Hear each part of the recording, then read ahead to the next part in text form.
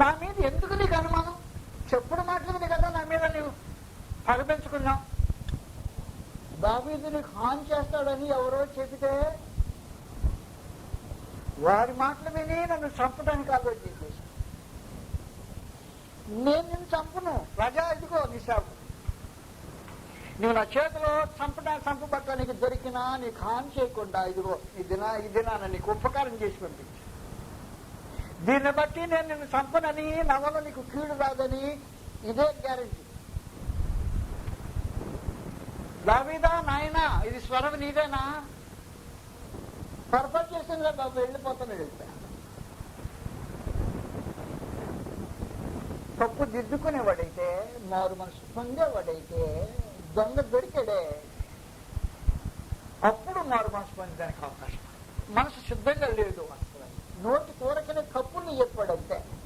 అది హృదయం నుంచి వచ్చిన మార్పు వల్ల జరిగిన కప్పులుగా. అది నిజంగా మారు మనసు అయితే ఇప్పుడు ఏం చేయకుండా మానాలంటే దావీదును తరమకుండా ఆపేయాల. ఇక మీద దావీదు కనిపించితే మేలు చేయడానికి ప్రయత్నం చేయాల, మారు మనసు. కానీ ఆ టైంలో తప్పని ఒప్పుకున్న మనిషి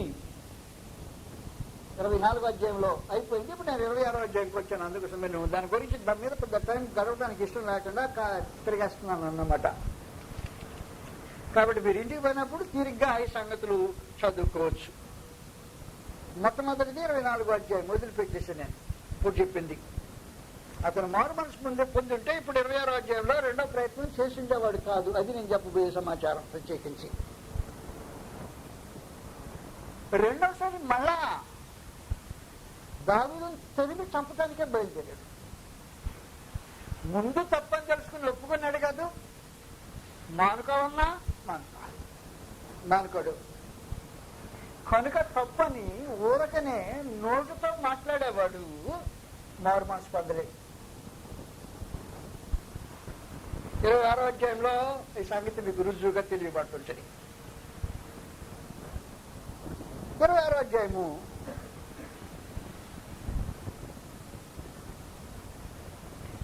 6వ వచనం నుండి, అప్పుడు దావీదు పాళెంలోనికి సౌలు దగ్గరకు నాతో కూడా ఎవరు వచ్చారు? నీ హిత్తీయుడగు అహిమలకును సొరియా కుమారుడగు యోబును సహోదరుడగు యోబునకు సహోదరునకు అభిషేకం అడుగుగా నీతో కూడా నేను వద్దునని అభిషేకను. దావీదును అభిషేయును రాత్రి వేళ ఆ జనుల దగ్గరకు పోగా సౌలు దండు కత్తళములో పండుకొని నిద్రపోవచ్చుండెను. సౌలు దండు కత్తళములో పండుకొని నిద్రపోవచ్చుండెను. పొరపాటు చేయగా సౌలు దండు కత్తళములో అంటే దండు మధ్యలో సౌలు గారు పండుకొని నిద్రపోతున్నాడు.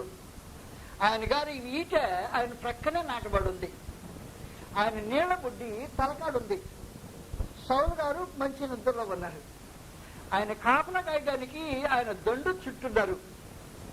దాదాపు మొత్తానికి ఆయన సైన్యం 3000 మంది. ఆ స్పాట్ లో ఎంతమంది ఉన్నారో మొత్తానికి నాకు తెలియదా. చుట్టూ మనుషులు పండుకున్నారు, మధ్యలో సౌలు గారు పడుకున్నాడు. దాని సౌలు ప్రక్కనే ఆయన సోలమ భూమి మీద నాటుంది. ఆయన నీళ్లు త్రాగడానికి బుడ్డి అక్కడే ఉంది. ఇది సీన్. రాత్రివేళ అభిషేయును దావీదు ఇద్దరు కలిసి సౌలు దొండు పేట మధ్యలోనికి వచ్చేసారు. వాళ్ళిద్దరు వారందరూ గాఢంగా నిద్రపోతున్నారు. జీవితం ప్రాణాన్ని రిస్క్ తీసుకొని అది చావు బ్రతుకోనుకోకుండా వచ్చి నేరుగా ఈటను సౌలు గారి ఈటను నీళ్ల బుడ్డిని తీసుకుని వెళ్ళిపోయారు. ఈటను తీసుకునేవాడు దెబ్బతో ఒక పోటు వేస్తే ఎంతసేపు జరుగుతుంది? గొల్యాతు పడగొట్టిన తర్వాత గొల్యాతు ఖడ్గం తీసుకొని గొల్యాతు తలను కోసిన ఈ దావీదు ఈ రోజున సౌలు యొక్క శూలం తీసుకుని సౌలను పడవటం పెద్ద విశేషమైన సంగతి కాదు. కానీ జరిగించాల కార్యక్రమం. ఈటను నీళ్ల బుడ్డిని రెండును తన దగ్గరకు వచ్చి తీసుకెళ్ళినట్టు రుజువుగా తీసుకుని వెళ్ళిపోయాడు. దూరంగా వెళ్ళిపోయి రెండు సైన్యాలకు మధ్యలో సరిపోయినంత దూరంగా ఉండగా ఆ కొండ మీద వాళ్ళు ఈ కొండ మీద ఈయన నిలిచి పెద్దగా కాకేశాడు. ఈటెవరిది, ఈ నీళ్ళ బుడ్డ ఎవరిది? నా దగ్గరికి అక్కడి నుంచి వచ్చింది.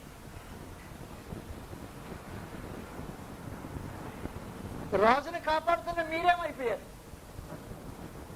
చంపడానికి నాకు రెండో ఛాన్స్. కానీ తన ఈటుతో తను చంపకుండా తన ఈటని తీసుకొచ్చి నీళ్ళు బుద్ధిదిగో, నేను హాని చేసేవాడిని కాదు.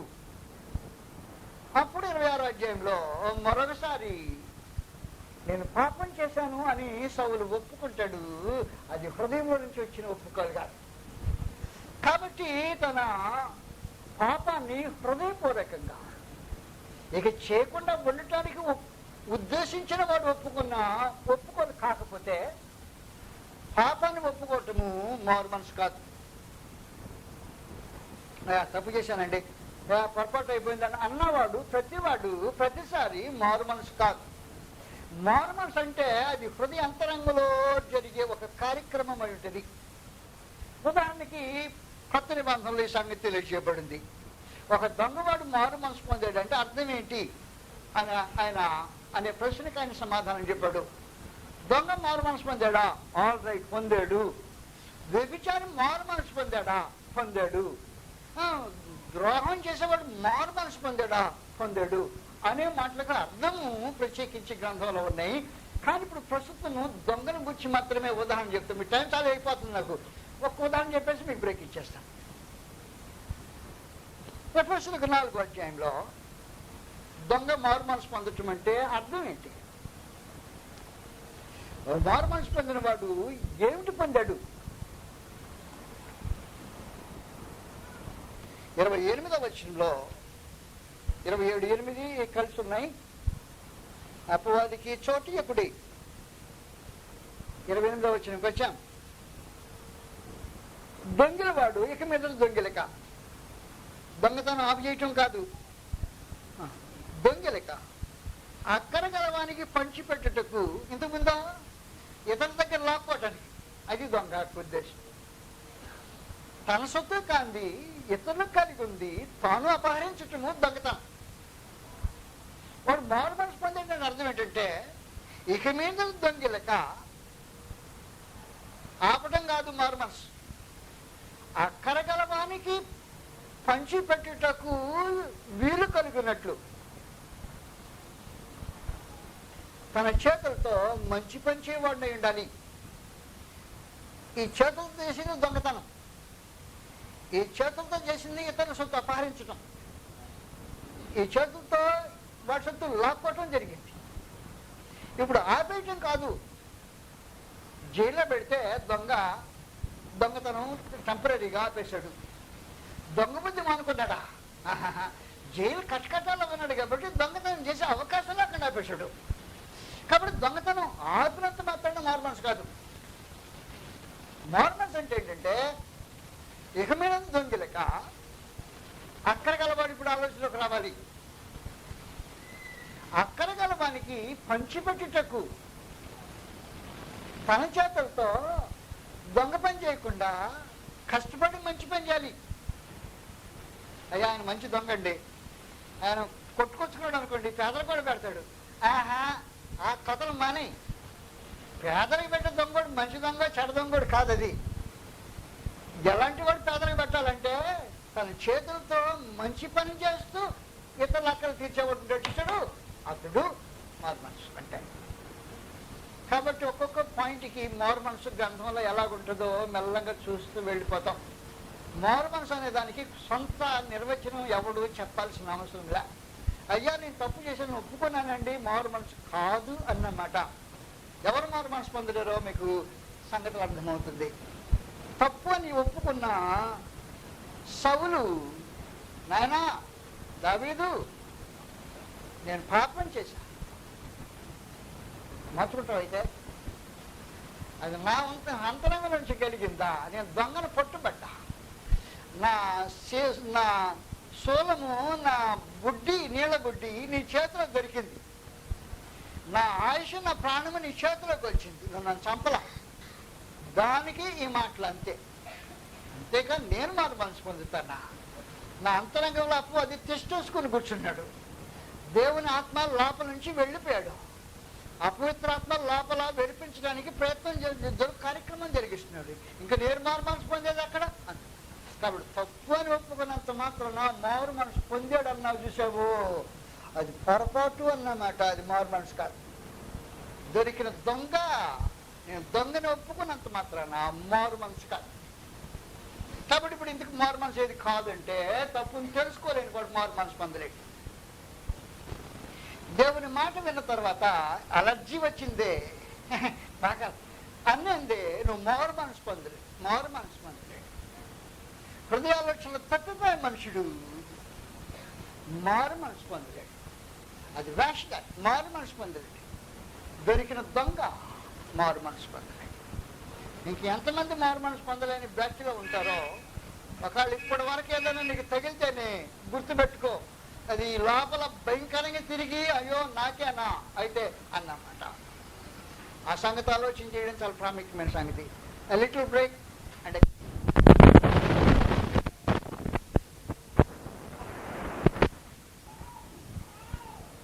ఎవడును నశింపవలని నిశ్చయింపక అందరూ మారు మనసు పొందవని కోరుచు మీ ఏడల దీర్ఘశాంతము కలవాడి ఉన్నాడు అని పేతురు దేవుని యొక్క దీర్ఘశాంతాన్ని గురించి, ఆయన రక్షించబడాలి అని మానవాళిని గురించి, తన కోరికని గురించి తెలియజేస్తూ మారు మనసు పొందాలి, మారు మనసు పొందితే దేవుడు రక్షించడానికి ఇష్టపడుతున్నాడు అనే సమాచారాన్ని తెలియచేశాడు. అయితే మారు మనసు ఎవరు పొందలేదు. అందరూ మారు మనసు పొందాలి. అది దేవుని యొక్క ఉద్దేశం. అందరూ రక్షించబడాలి. రక్షించబడాలంటే మారు మనసే పొందాలి. దేవుని సంకల్పంలో భాగం అది. అయితే కొంతమంది మారు మనసు పొందలేరు. ఎవరు మారు మనసు పొందలేరో వారు రక్షించబడలేరు. కాబట్టి మారు మనసు పొందలేనిది ఎవరు అని మనం మాట్లాడితే, తన తప్పును తాను తెలుసుకోలేని వాడు మారు మనసు పొందలేడు. రెండోవాడు మారు మనసు పొందలేనిది దేవుని మాటలు విని అభ్యంతరపడేవాడు. దేవుని వాక్య సత్యము లోపల నీ ఉండే జబ్బుని బాగు చేయటానికి ఇంజెక్షన్ వేయబడితే దానికి అలర్జీ వచ్చేవాడు మారు మనసు పొందలేడు. దేవుని వాక్యం అంటే నీకు అలర్జీయా? ఆ వాక్య సత్యము నిన్ను గిలి పుట్టించిందా? నువ్వు మారు మనసు పొందలేదు. మారు మనసు పొందలేదు ఎవరు అని మూడో సంగతి మనం మాట్లాడినప్పుడు, దేవుని ఆలోచన ఒకటి, నీ హృదయాలోచన మరొకటి. నీ హృదయాలోచన తప్పిపోయే సమయంలో మారు మనసు పొందడానికి అవకాశం, ఆయన మార్గం తెలుసుకునేదానికి అవకాశం. దేవుని మార్గం తెలుసుకోకుండా తన హృదయాలోచనలు తప్పిపోయేవాడు ఎవడు మారు మనసు పొందలేడు అన్నమాట. దేవుని వాక్య సత్యం ఒకటి చెప్తుంటే తన హృదయం ఇంకో రూపంగా ప్రయాణం చేస్తూ ఉంది. హృదయాలోచనలు తప్పిపోయేవాడు మారు మనసు పొందలేడు. నాలుగవది, మారు మనసు పొందలేని వాడు తప్పు అని తెలుసు, కానీ తప్పు అని తెలిసింది లోపల నుంచి చెప్పుకునేది కాదు. దొరికిన దొంగ, దొంగతనం చేసేటప్పుడు పట్టుబడ్డవాడు. దొంగని అర్థమైపోయింది. నేను దొంగగా తప్పు చేసావు కదండి. అయ్యా దొంగ చేశానండి, మార్చుకోవటానికి అన్నమాట. మార్చుకోవటానికంటే దొంగిల వాడు ఇక మీదట దొంగిలక ఇతరుల దగ్గర నుంచి అపహరించేదానికి బదులు ఇతరులకు పెట్టడానికి చూసేవాడు. ఇతరులకు పెట్టడానికని ఉద్దేశించి అక్రమమైన పద్ధతిలో కాకుండా తన చేతులతో కష్టపడి పనిచేసేవాడు మారు మనసు పొందినవాడు. అది మారు మనసు అంటే దొంగ అనే సంగతి గురించి మీకు తెలియజేశాను. మారు మనసు ఇంకెవరు పొందలేరు అంటే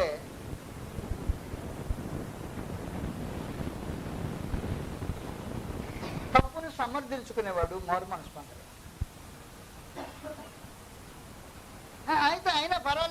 ఏముందండి దాంట్లో వ్యత్యాసం? దాంట్లో ఏముందండి అన్నట్టు సేపు వాడు సమర్థించుకోవడానికి ప్రయత్నం చేశాడు. దేవుడు ప్రత్యేకించి ఆయన మాటకు విలువంది. ముట్టొద్దు అన్నాడు అనుకో, సపోజ్లో ముట్టొద్దు అంతే. ఏమైంది ఇప్పుడు ముట్టుకుంటే? అది అర్ధరహితమైన మాట. దేవుడు తన ఆజ్ఞకు విధేయత కోరుతుంటాడు. ముట్టొద్దంటే ముట్టొద్దు అని అర్థం. ఏం ముట్టితే అనేది అర్ధరహితమైన మాట. తప్పును సమర్థించుకునేవాడు ఏం చేస్తుంటాడంటే, తెలిసిన తప్పను ప్రక్కనే పర్వాలేదు, అదే మొత్తానికి ఈ తప్పు ఒక మంచికే జరుగుద్ది అని ఆలోచించటం మాట. ఇస్కరియోతు యూదా ఈ టైప్ మార్మన్స్ పొందలేడు. దయతో నా మనవి ఆలకించండి. ఏడవటం మార్మన్స్ పొందటం కాదు. తప్పు చేశానని తెలిసి అది తెచ్చిన డబ్బు తిరిగి ఇయటం మార్మన్స్ కాదు. నిరపరాధిని అప్పగించాను, పాపం కట్టుకున్నానని చెప్పటం మార్మన్స్ కాదు. కొంతమంది తెలియక ఇవన్నీ మార్మన్సే అనుకుంటుంటారు. మార్మన్స్ కాదు. అందువల్ల మార్మన్స్ అనే మాటకు ఒకళ్ళ నిర్వచనం తెలియకపోతే ఇవన్నీ మార్మన్సే కావచ్చు. కానీ ఇస్కరియోతు యూదా విషయంలో తన తప్పును సమర్థించుకోవడానికి ప్రయత్నం చేసే ఒక మనిషి. అది దాదాపుగా ఆదంలాగానే నేనేం చేశాను అన్నట్టు. మత్తయి సువార్త 26వ అధ్యాయంలో తప్పును సమర్థించుకునేవాడు. రైట్గా ఉన్నట్టు 10 మందికి కనబడటానికి ప్రయత్నం చేసేవాడు. తప్పుడు వాడు రైట్గా ఉండడానికి కనబడటానికి ప్రయత్నం చేస్తే మార్మన్స్ ఎట్ట పొందుతాడు? మత్తయి సువార్త 26వ అధ్యాయం 26వ అధ్యాయంలో ప్రభువైన యేసు భోజనం దగ్గర కూర్చున్నారు. 21వ వచనం నుండి వారు భోజనం చేయించుండగా ఆయన, మీలో ఒకడు నన్ను అప్పగించునని మీతో నిశ్చయముగా చెప్పుచున్నాను అనెను. ఏం చేస్తారు? మీలో ఒకడు నన్ను అప్పగిస్తారు. ఇది నిశ్చయం, తప్పదు, తప్పకుండా చెప్తున్నా, ఇది వాస్తవమే అని. అందుకు వారు బహు దుఃఖపడి ప్రతివాడును ప్రభువా నేనా అని ఆయనను అడుగగా, ఆయన నాతో కూడా పాత్రలో చెయ్యి ముంచిన వాడెవడో వాడే నన్ను అప్పగించేవాడు. మనిషి కుమారుని గురించి వ్రాయబడిన ప్రకారము అతడు పోవచ్చున్నాడు. కానీ ఎవరి చేత మనిషి కుమారుడు అప్పగింపబడునో ఆ మనుషునికి శ్రమ, ఆ మనుషుడు పుట్టకుండా నిలవడానికి మేలని చెప్పాను. ఆ సమయం ఆయనను అప్పగించిన యోధ బోధకుడా, నేనే అంటే ఒప్పుకున్నట్టు. ఎప్పుడేమంటాడు? నేనా అంటే అర్థం ఏంటి? నువ్వు కాదని దాని అర్థం. నీ వల్ల నీకు తెలియదని దీని అర్థం. నేనంటే అర్థం ఏంటి? నేనా 10 మందిలో నేను కూడా నున్నగా కనపడ్డాలనుకున్నవాడే మార్మన్స్ పొందలేదు. అప్పుడప్పుడు నేను ప్రార్థనలు చేసే మనుషులు స్వరం వింటుంటా, అప్పుడప్పుడు తగులుతూ ఉంటాయి.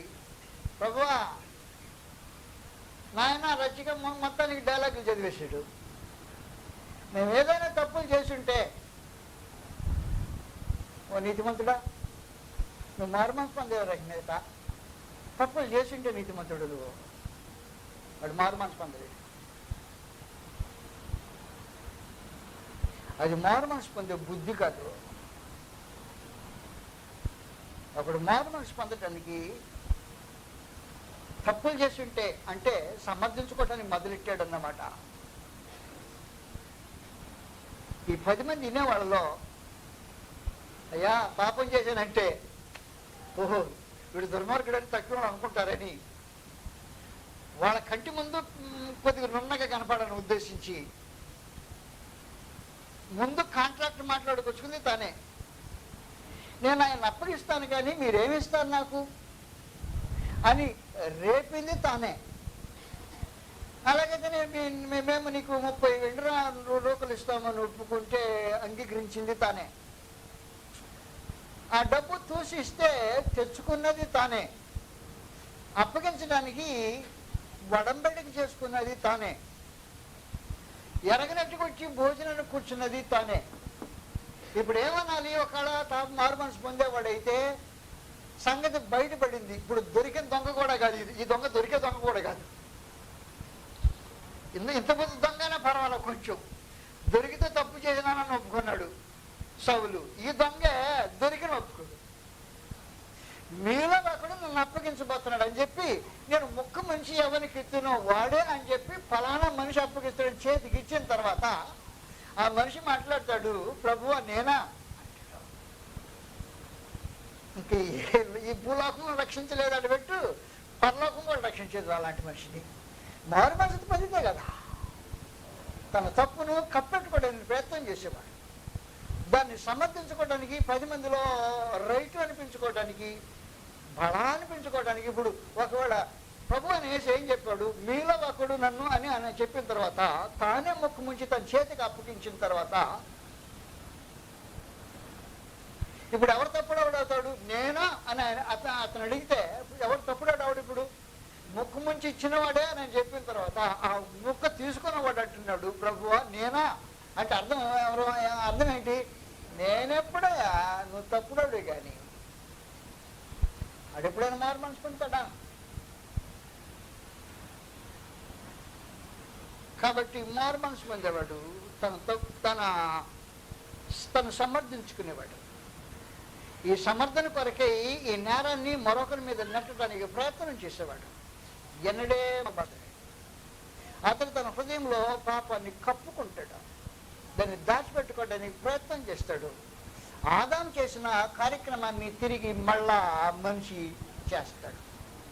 తన తప్పును కప్పెట్టుకునేవాడు, తను సమర్థించుకునేవాడు. తను సమర్థించుకోవటంలో ఇతరుల మీదకి నింద పోయేటట్టు ఆడేవాడు. ఖచ్చితంగా మారు మనసు పొందేదానికి అవకాశం ఉండదు. ప్రభువా నేనా?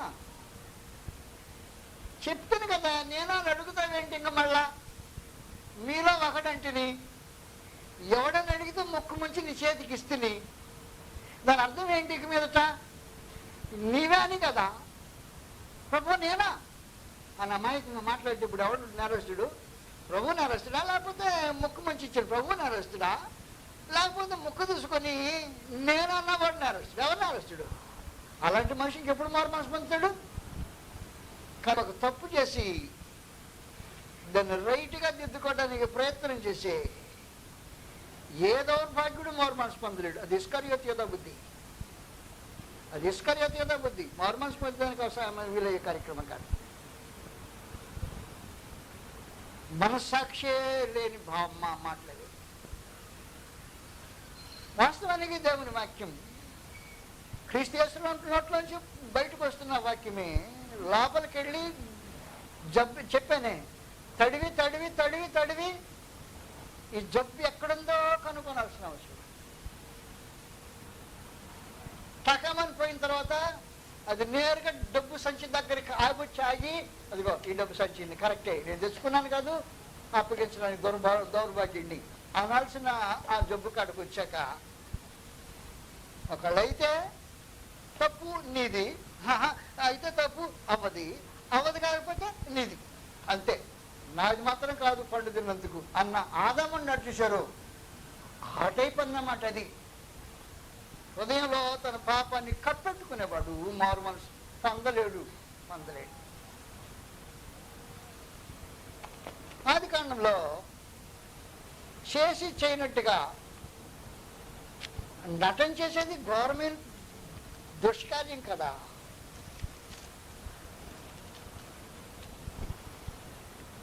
మూడో అధ్యాయం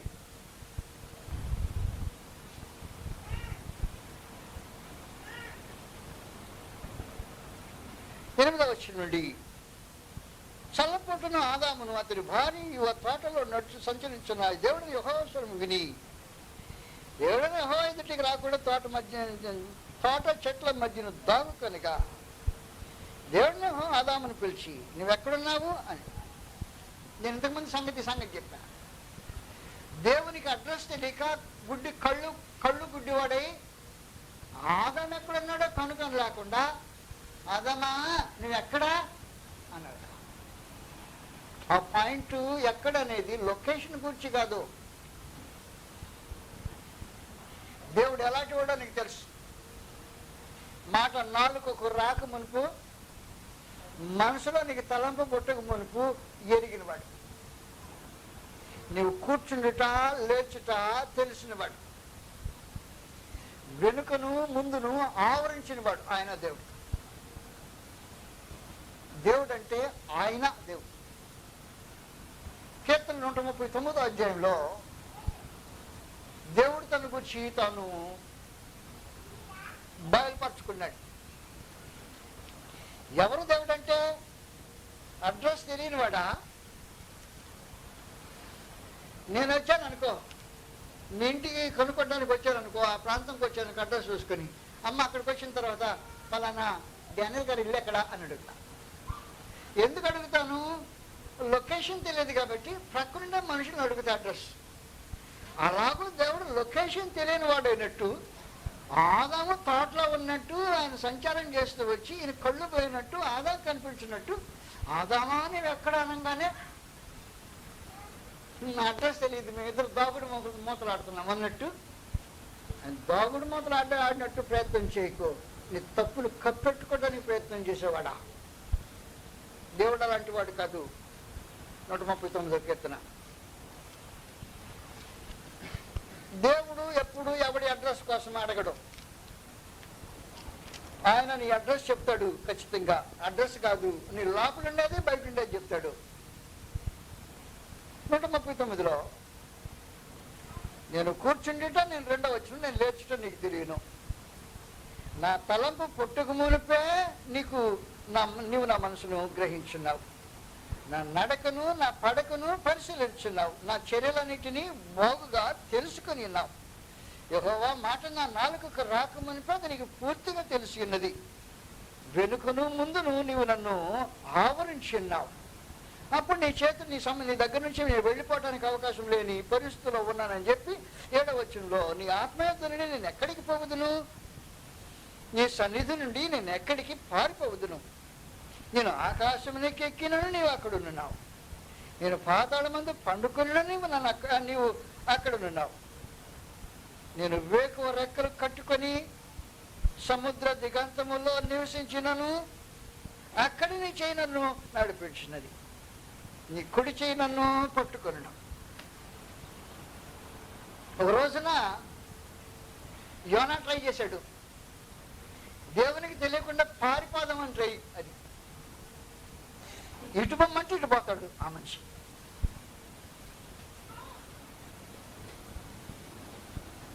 తర్షీసుకు వెళ్ళడానికి వాడెక్కాడు. నిలువకి వెళ్ళాలి, అషూరు దేశం వెళ్ళాలి. నేను పోయే సంగతి దానికి తెలియదులే, పారిపోతాను అనుకున్నాడు. మనుషులకు తెలియకుండా ఛార్జీ ఇచ్చి టిక్కెట్ కొనుక్కొని లోపలికి వెళ్ళి పడుకున్నాడు. ఎవరికి తెలియకుండా పడుకున్నాడు? ప్రయాణికులందరికీ తెలియకుండానే, ఆఖరికి వాడు నాయకుడు కూడా తెలియకుండా పడుకున్నాడు. దేవునికన్నా మరుగైంది ఆ కాలం. అతను బయటికి తీసుకురావడానికి గాలి తుఫాను వచ్చేసింది. బయటకు వచ్చేసాడు. వచ్చిన తర్వాత ఏమయ్యా నీ కథ అంటే ఈ కథ చెప్పేశాడు. ఇసిరి సముద్రంలో పడేస్తే, ఇప్పుడు సముద్రంలో ఒక చేపలో గర్భంలో ఒక మనిషి. అక్కడ నుండి కాకేస్తే పరలోకం వినపడుతుంది కాక. అక్కడ నుంచి చేప సముద్రంలో గుండా, మళ్ళీ చేప కడుపులో గుండా ఒక ఆయన కళ్ళు చూస్తున్నాడు. ఇప్పుడు అలాంటి అడ్రస్ తెలిసిన చేప కడుపులో ఉండే వాడి అడ్రస్ తెలిసిన దేవునికి తోటలో ఉండే ఆదాము యొక్క అడ్రస్ తెలియక, ఆదామా నువ్వెక్కడని అడిగాడా? అర్థం లేని మాట అది. మారు మనసు పొందడానికి అదొక ఛాన్స్. నువ్వెక్కడా అంటే, అయ్యా నేను పాపం చేశాను కదా, దౌర్భాగ్యుణ్ణి, అక్కడ అంటే మారు మనసు పొందితే కృపనుగ్రహించడానికి ఉద్దేశించి నువ్వెక్కడా అని ఒక డైలాగ్ కొట్టాను. నీకు అడ్రస్ తెలియదని నా అడ్రస్ అడిగా, నీ స్వరమేనగానే నాకు కొంచెం సిగ్గేసి చెట్టు చాటును దాక్కుందా నీకు కనబడకుండా అన్నాడు. అది సమర్థింపు మాటలో. పాపాన్ని ఒప్పుకొని వాడు దొంగతిరుగుడుగా మాట్లాడుతుంటాడు. పాపం చేశాక అది నేను చేశానని ఒప్పుకున్నప్పుడు ఏం చేస్తుంటాడు?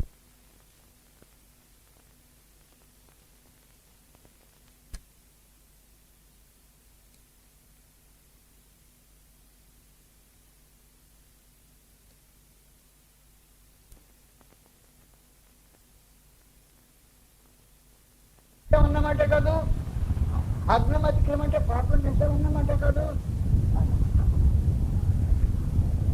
పాపం చేశాను మాట నేరుగా ఒప్పుకుంటాడేమో అనుకుంటేనేమో ఒప్పుకోలా.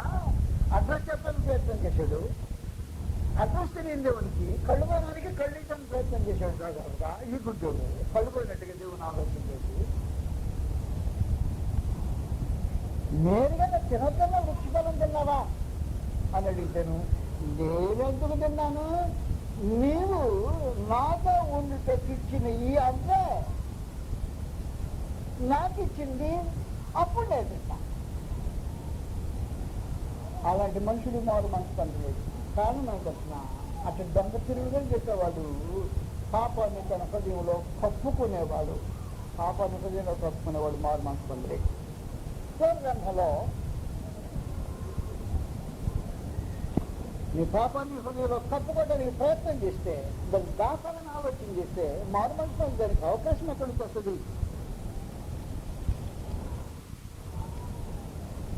మనుషులు పాపం కప్పుకోవడానికి ప్రయత్నం చేయకూడదు. 31వ అధ్యాయం 31వ అధ్యాయము యోబులో 33వ వచనం మాకు రాబడున్నాయి. ఆదాము చేసినట్లు నా దోషమును దాచిపెట్టుకుని, ఏం చేశాడు ఆదాము? దోషమును దాచిపెట్టుకున్నవాడు.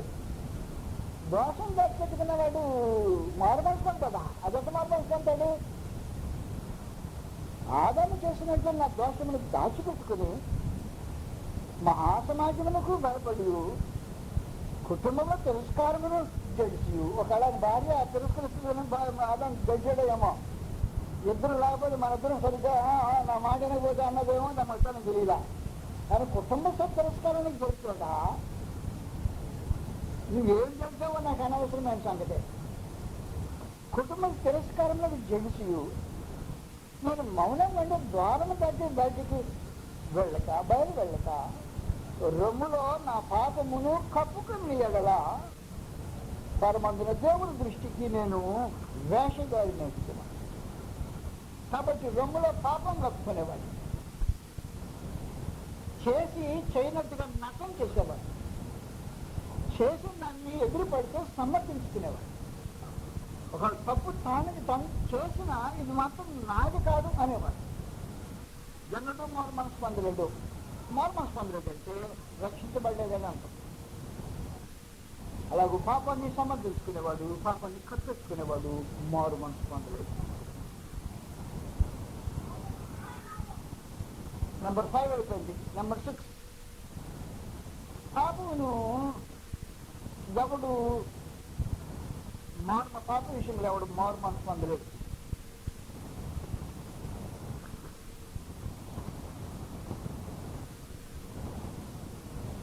బుద్ధిపూర్వకంగా పాపం చేసేవాడు మారు మనసు పొందలేదు. చెయ్యాలని చేస్తున్నా, చెయ్యాలని చేసినప్పుడు ఇంకా మారు మనసు పొందడానికి అవకాశం ఏముంది?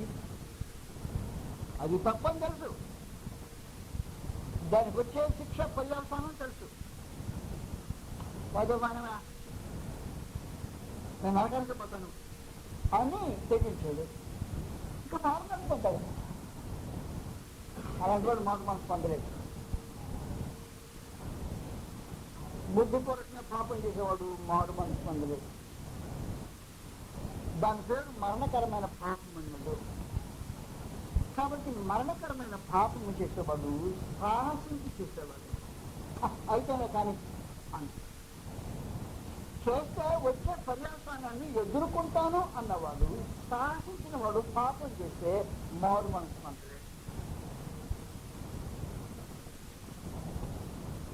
మనుషుడు సాహసించకూడదు పాపం చేయటానికి, భయపడాలి. ఎంతకాలమో పాపం విషయమైన భీతి నీ హృదయంలో ఉంటుందో అంతకాలమో మారు మనసు పొందడానికి అవకాశం ఉంటుంది నీకు. అది అవకాశం. అలాగూ మారు మనసు పొందే అవకాశం నువ్వు పోగొట్టుకున్నావు అనుకో, సాహసించావన్నమాట. ఎప్పుడు సాహసం చేసావో ఇక మీదట పాపము క్షమించబడే అవకాశం దగ్గర నుంచి దూరంగా వెళ్ళిపోయింది అన్నమాట. తెలియదు చేస్తే మహాదేవుడు కనిపించి వదిలిపెట్టేస్తాడు. సంఖ్యాకాండంలో తెలియక వేరే, సాహసించి వేరే, రెండు రకాలైన పాపాన్ని గురించి మాట్లాడాడు.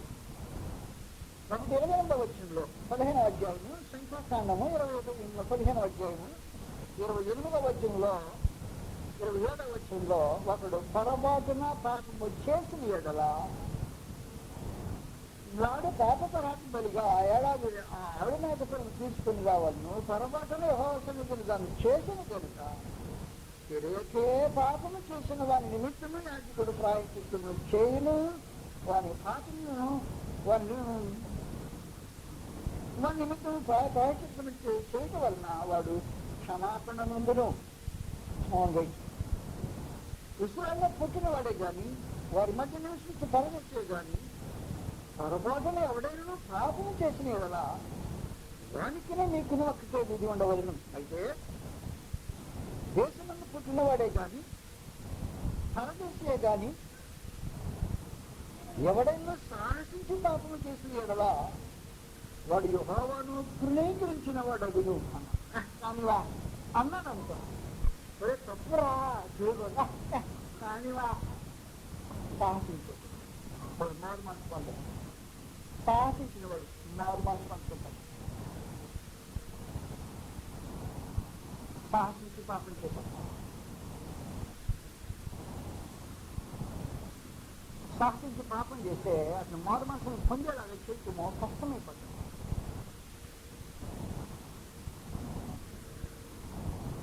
పదవాధ్యాయం హెబ్రీయులకు రాసిన పత్రిక సాహసించి పాపం చేస్తుంది. పాప క్షమాపణ ఉండదు అని చెప్పాడు 10వ అధ్యాయం. కాబట్టి మనిషికి ఎప్పుడు సాహసించకూడదు, పాపం చేసే తెగింపు రాకూడదు. కాబట్టి హెబ్రీయుల 10వ అధ్యాయంలో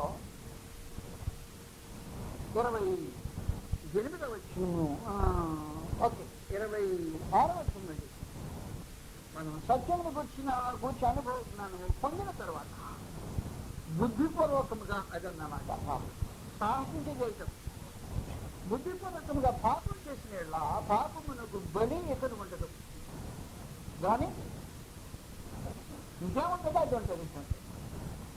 న్యాయపు తరపునకు భయముతో గడిపిస్తాయో విరోధులను దహించబో తీక్షణమైన అగ్నియే ఇక్కడ ఉండడం. సాహసించే వరకు వచ్చావో అభ్యంతరంగా తెగించే ఉండొచ్చు, నీకు భయం లేకుండానే ఉండొచ్చు. ఎందుకంటే నీకు నీ గమ్యమేమో నీకు తేలిపోయింది. నీకు ఎక్కడికి వెళ్ళబద్దో నిర్ణయించుకున్నావు. దాంట్లో పెద్ద విశేషమైన సంగతి భయం లేని పరిస్థితి. సాహసించిన మనుషుడు బుద్ధిపూర్వకంగా పాపం చేస్తాడు. ఈ బుద్ధిపూర్వకంగా పాపం చేసిన వాడు మారు మనసు పొందడానికి అవకాశం. సత్యముడు తొలగిపోయేవాడు మారు మనసు పొందడానికి అవకాశం ఉండదు. నెంబర్ 7 6వ అధ్యాయంలో సత్యము ఎరిగి సత్యములో కొంతకాలం ఉండి సత్యం నుండి తొలగిపోయేవాడు మారు మనసు పొందడు. 6వ అధ్యాయంలో సత్యం నుండి తొలగిపోయేవాడు మారు మనసు పొందలేదు.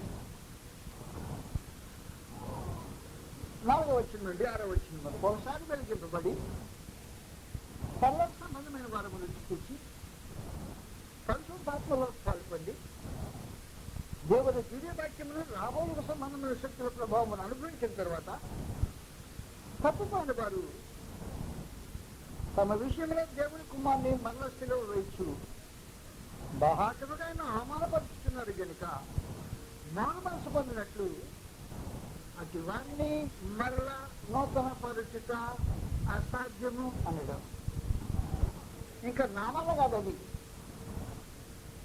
ఒక అతను బుద్ధిపూర్వకంగా సత్యం ఎరిగి అనుభవించి నిలిచి ఆ తర్వాత పోయాడు. బుద్ధిపూర్వకంగా అది ఇప్పుడు అనుభవపూర్వకంగా తెలిసిన వాడు వెళ్ళాడు. చెప్పడానికి మొదలెట్టా నాకే చెబుతాం. మరి ఒకే మాట చెప్పాడు. మేమిద్దరం ట్రైన్లో ప్రయాణం చేస్తున్నాం. మా సహోదరు నాకు పరిచయం చేశాడు. సార్ ఇద్దరు కలిసి వెళ్తున్నారు. ఆయన తరబుడు దాకా వస్తాడు. ఆయన మాటలు వింటా ఉండు. ఆయన పరిచయం చేశాడు. నిద్రం చేసి నేను సీటు పక్కన కూర్చున్నాను. నేను మాట్లాడడానికి బదులు ఆయన గోడ తీయటం మొదలెట్టాడు. క్లాస్ తీసుకున్నాడు అన్నమాట. క్లాస్ తీసుకున్నాను చెప్పాలి వచ్చిన కావాలంటే యేసు తీసుకోవడం కూడా తాగాడు. నేను రుజువు చేయగలను. ప్రభు కూడా తాగడం నేను రుజువు చేయగలను.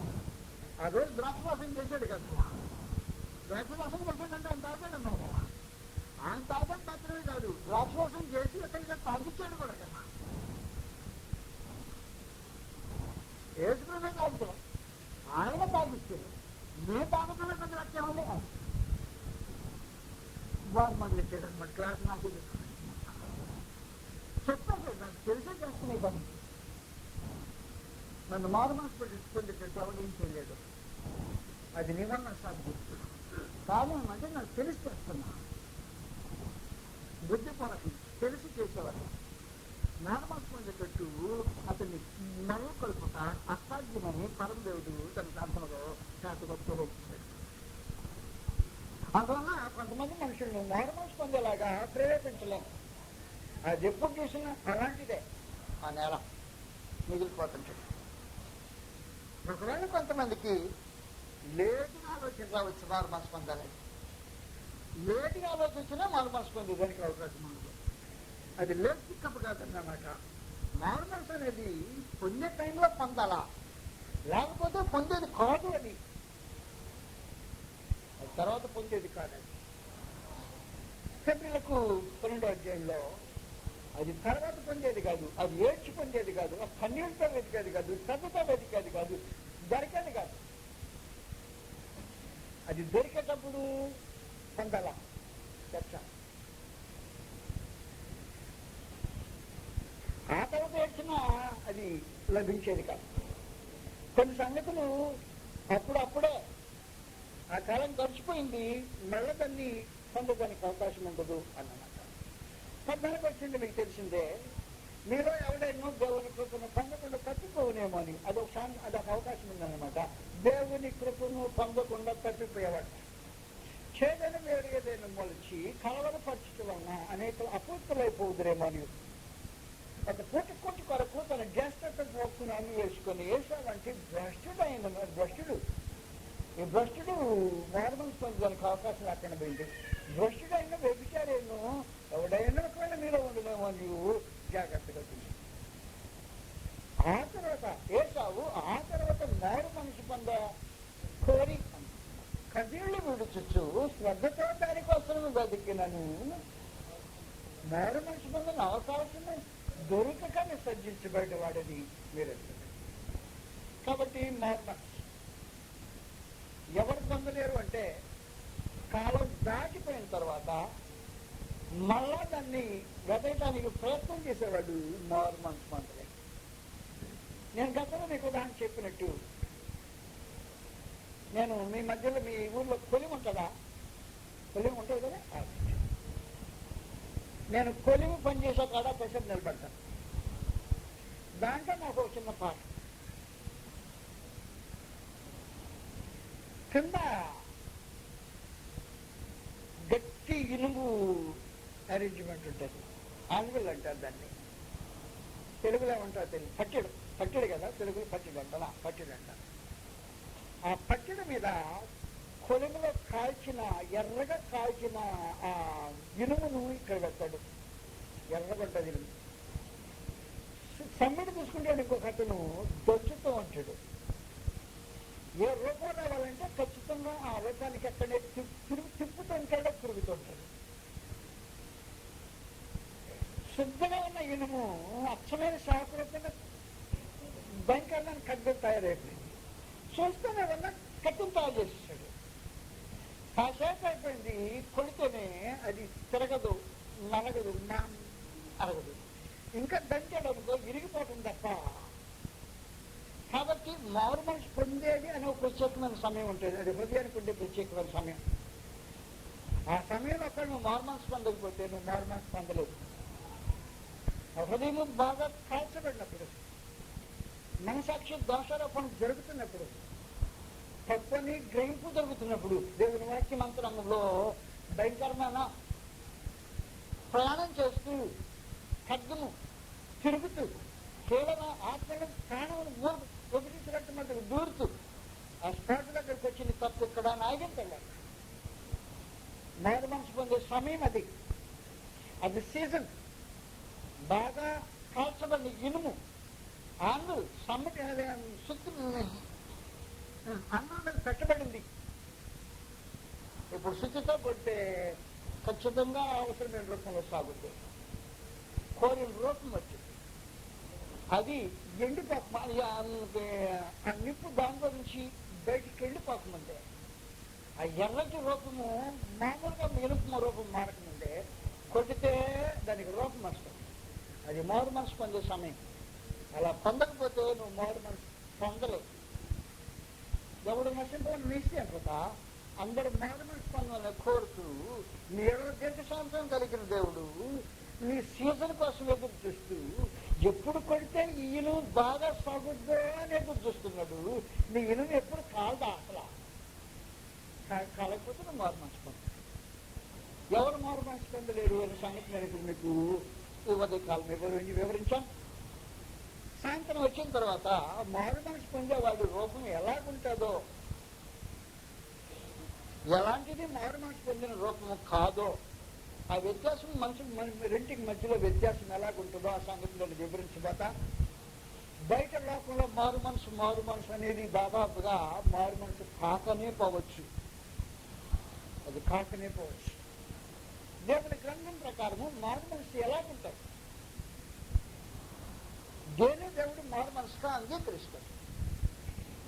పరమందుల దేవుడు దేనికి ఘనత ఇస్తాడు, దేనికైనా లక్ష్య పెడతాడు, దేన్ని పర్లోకం నుంచి చూడాలని కోరుకుంటున్నాడు. కోరుకున్న వెంటనే తన సాటి మానవుని పిలిచి ప్రక్కన మనుషుల మీద అది మారు మనసు పొందాడు చూసావా అని మనిషికి చెప్తాడు. పర్లోకం దేవదూతలను గీరి అర్జుడు మారు మనసు పొందాడు అని గీరి వాళ్ళతో చెప్తాడు. అయిపోయిన తర్వాత మనందరం కలిసి పండుగ చేసుకున్నాం కాసేపు వాళ్ళు మారు మనసు పొందినందుకు అని చెప్తాడు. ఎవరి గురించి చెప్తాడో ఆ సంగతిలో గ్రంథంలో ఆలోచించేద్దాం. దాదాపుగా బయట మారు మనసు అనే దానికి సరైన అవగాహన లేకుండానే ఈ పదము ఉపయోగించబడుతుంది. అందువల్ల పరిశుద్ధ దేవుని గ్రంథంలో పరమందుల దేవుడు దేన్ని గౌరవిస్తాడో, దేన్ని మారు మనసు అంటాడో దాని గురించి ఆలోచించేయడానికి మళ్ళా తర్వాత సాయంత్రం వస్తాం. నమస్కారం. 2వ అధ్యాయంలో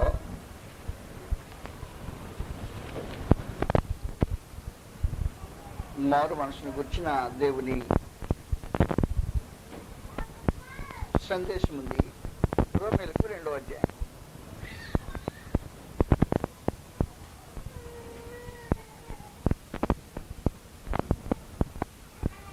4వ వచనంలో లేదా దేవుని అనుగ్రహము మారు మనసు పొందుటకు నిన్ను ప్రేరేపించుచున్నదని ఎరుగగా. మనుషులు ఎరగవలసిన సంగతిని గురించి పరిశుద్ధాత్మ తేటగా మాట్లాడారు. దేవుని అనుగ్రహము దేవుడు మనుషుల చూపించే కరుణ, ఆయన వాత్సల్యము, ఆయన దయ మారు మనసు పొందుటకు నిన్ను ప్రేరేపిస్తున్నది అనే సంగతి నీకు తెలియాలి అన్నాడు. ఇప్పుడు మనం పాట పాడేము 29వ కీర్తనలోనే మీరు జాగ్రత్తగా గమనించితే దేవుని యొక్క కృప మహాదేశ్వర్యము మనుషులు ఎలా చూపించబడుతుందో వర్ణించబడింది. 3వ చరణం అది. హీన శత్రువును కరుణింతురే తిరుగుబడగా వేరే ఎవడైనా సరే, దేవా నీవు కాకుండా వేరే ఎవడైనా సరే హీనమైన శత్రువును తిరుగుబడితే కనికరిస్తాడా? హీనమైన శత్రువుని కనికరించటమే జరగదు. అందులో హీనమైన శత్రువు తిరుగుబడి చేస్తే కనికరిస్తాడా? హీనమైన శత్రువు తిరుగుబాటు చేస్తే కనికరిస్తాడా ఎవరైనా? కానీ నీవు మాత్రం కృపనిడితి అజ్ఞానులని ఎరుగకయే చేసి తిరచ్చు. దేవుని యొక్క కృప యొక్క ఉద్దేశమే ఎరుగక చేశారు అనే ఆయన దీర్ఘశాంతము కొనసాగించబడుతుంది. తిరుగుబాటు చేశాడు, హీనమైన శత్రువే, కానీ ఎరుగక చేశాడు పాపం అని. ఆయన కృప యొక్క, ఆయన అనుగ్రహం యొక్క ఉద్దేశం అది. అయితే నువ్వు ఎరుగకుండానే చేసావో, లేదు కావాలని ఎరిగి ధిక్కరించి చేసేవో, ఆ సంగతి సువార్త చేస్తుంది. సువార్త అనుగ్రహించిన ఉద్దేశం ఈ రెండిట్లో ఏదో ఒకటి. ఏమి? నువ్వు తెలివి చేసావా? తెలిసి కాదన్నావా? నాకు అక్కర్లేదు, నీ దయతో నాకు పని లేదు, నేను నన్ను రక్షించాల్సిన అవసరం లేదు, నేను చేసిన దానికి నేను అనుభవించడానికి సిద్ధమే అని అన్నావా? అయ్యా దౌర్భాగ్యాన్ని తెలియక అవిశ్వాసంగా చేశాను అన్నవా? ఆ రెంటి మధ్యలో వ్యత్యాసము సువార్త నిలబడి అటో ఇటో వేరు చేస్తుంది మనుషుల్ని. దానికి సువార్త అనుగ్రహించబడింది. సువార్త యొక్క ఉద్దేశం ఏది? దేవుని అనుగ్రహము మారు మనసు పొందవలని ప్రేరేపించుచున్నదని ఎరుగక ఆయన అనుగ్రహైశ్వర్యమును, సహనమును, దీర్ఘశాంతమును తృణీకరించవా?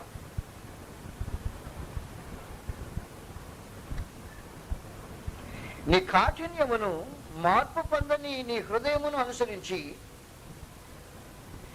ఉగ్రత దినమందు, అనగా దేవుని న్యాయమైన తీర్పు బయలుపరచబడు దినమందు నీకు నీవే ఉగ్రతను సమకూర్చుకుంటున్నావు. నీకు ఉగ్రతను తీసుకొస్తుంది ఎవరు కాదు, అది నీకు నీవే. నాకు ఉగ్రత కావాలి, నాకు దేవుని ఎక్కువైన ఉగ్రత కావాలి, మామూలు ఉగ్రత కాదు, ఎక్కువైన ఉగ్రత కావాలని నీకు నీవే సమకూర్చు. ఎలాగ సమకూర్చుకుంటున్నాను అని నువ్వు ప్రశ్న అడిగితే, ఆయన దీర్ఘశాంతమును, ఆయన సహనమును, ఆయన అనుగ్రహ ఐశ్వర్యమును తృణీకరించి అక్కర్లేదు అని, నాకు అవసరం లేదయా నీది, నీ భిక్ష నాకు పెట్టక్కర్లా అని కృపను అంగీకరించిన ప్రతివాడు దేవునికి ఒకే వర్తమానము సిగ్నల్స్ పంపించేశాడు. నీ కృప నాకు అవసరం లే, నీవు దీర్ఘశాంతంతో సహనంతో నా కొరకు కనిపెట్టాల్సిన అవసరం లే. నేనేం కావాలో నాకు తెలుసు. రే ఉగ్రత పాలవుతావురా, అవే పర్వాలే.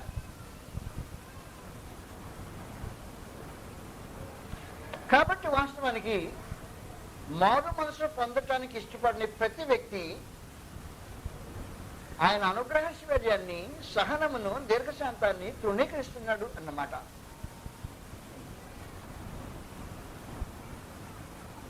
ఇది కఠిన హృదయమును బట్టి కలుగుతోంది అన్నమాట. మనుషులు మారు మనసు పొందటానికని నేడు ప్రత్యేకించి దేవుడు ప్రత్యేకమైన ఏర్పాట్లు చేశాడు.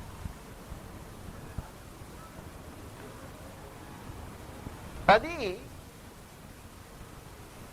అద్భుతాలకు భిన్నమైన రీతి. అంటే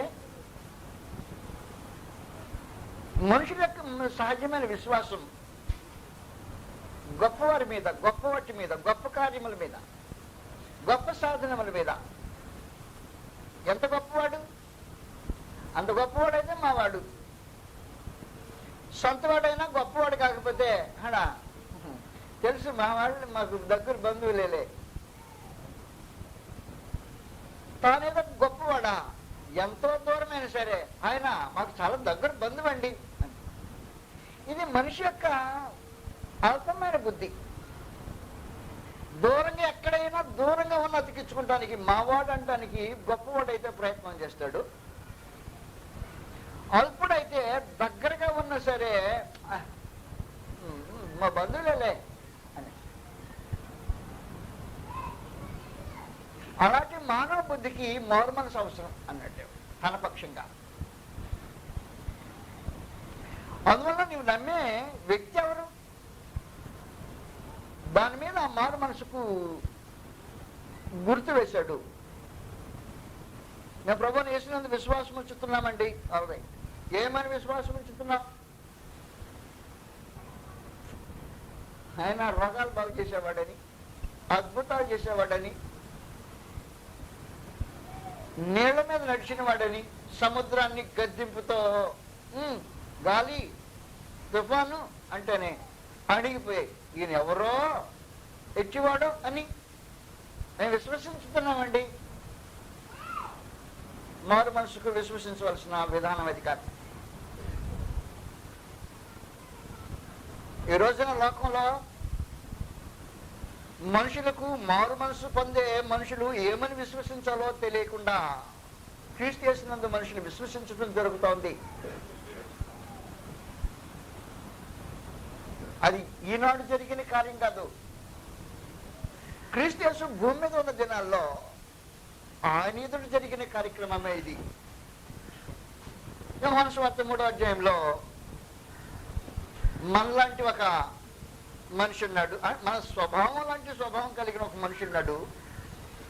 కానీ మనకంటే ఒక మహా గొప్ప వ్యక్తి ఉన్నాడు. తన అంతస్తుని బట్టి, తన వృత్తిని బట్టి, తన ఉద్యోగ హోదాను బట్టి, తన వయసును బట్టి దాదాపుగా కూర్చున్న మనలో ప్రతి వారి కంటే గొప్పవాడు ఒకడు ఉన్నాడు అక్కడ. మనం ఏం పొరపాటు చేసామో తాను అలాగే పొరపాటు చేసాం. తాను ఏం పొరపాటు చేసామో మనం నేడు అలాగే పొరపాటు చేస్తుంటాం. తను యేసునందు విశ్వాసం వచ్చిన వాడే మనలాగా. కానీ ప్రభువుని యేసు అన్నాడు, మొట్టమొదట ఏమన్నాడంటే, నీ విశ్వాసము గుడ్డి విశ్వాసము అన్నాడు. కళ్ళు లేని విశ్వాసం అది.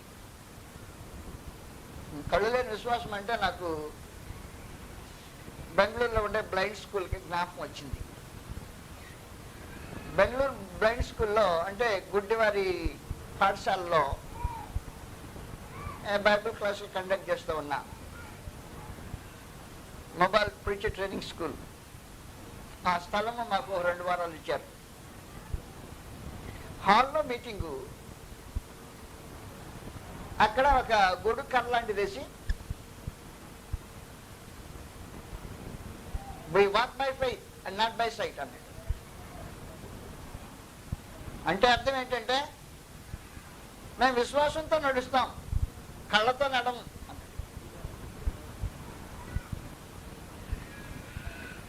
మీరు కళ్ళతో నడిచే గుడ్డివాళ్ళు అన్నాడు. మేము విశ్వాసంతో నడుస్తాం, మాకు కళ్ళు లేవు.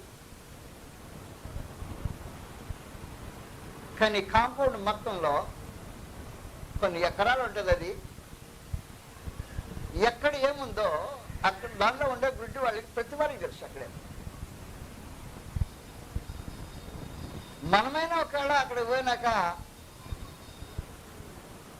పరిచయం చేసుకోవడానికి చాలా టైం పట్టుద్ది, తప్పులు చేయొచ్చు. కానీ ఎన్ని అడుగులు నడిచిన తర్వాత ఏది వస్తుందో, ఏ దిశకుంటే ఎన్ని అడుగులు ఎక్కడికి నడవాలనో బాగా ఎరిగిన మనుషులు ఉన్నాయి.